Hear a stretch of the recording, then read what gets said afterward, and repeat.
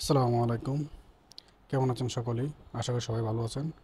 আমরা আবারও হাজির হলাম আপনাদের মাঝে নতুন একটি ভিডিও নিয়ে।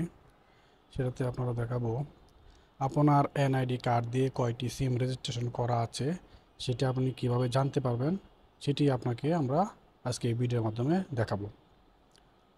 সেই জন্যই এখন আমরা যাব হচ্ছে ডায়াল প্যাডে।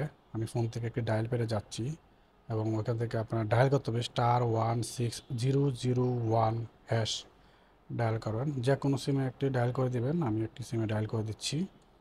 কিছুক্ষণ অপেক্ষা করবেন। অপেক্ষা করার পর দেখতে পারেন এরকম একটা জিনিস। এখানে আপনি এনআইডি লাস্ট 4 ডিজিটটা দিয়ে দিবেন।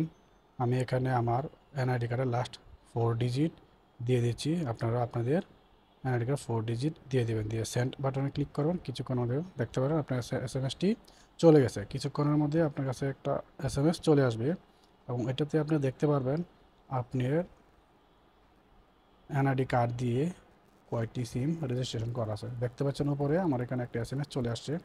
এসএমএসটা আমি ওপেন করে আপনাদেরকে দেখাচ্ছি।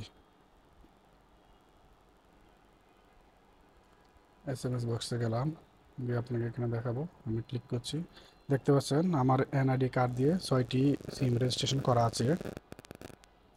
এর মাঝে 3টি হচ্ছে গিয়ে আপনার গ্রামীণ, 2টি হচ্ছে গিয়ে বাঙালি, একটি হচ্ছে গিয়ে রবি। দেখেন প্রথম 3 নাম্বার 3 ডিজিট, লাস্ট 3 ডিজিট দেওয়া আছে প্রত্যেকটি সিমেরই।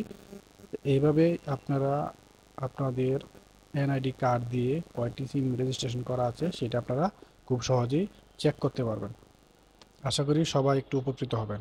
ভিডিওটি যদি আপনাদের ভালো লাগে তাহলে অবশ্যই লাইক, শেয়ার, কমেন্ট করতে ভুলবেন না। আর যদি আপনি আমার চ্যানেলে নতুন হয়ে থাকেন তাহলে অবশ্যই চ্যানেলটিকে সাবস্ক্রাইব করতে ভুলবেন না।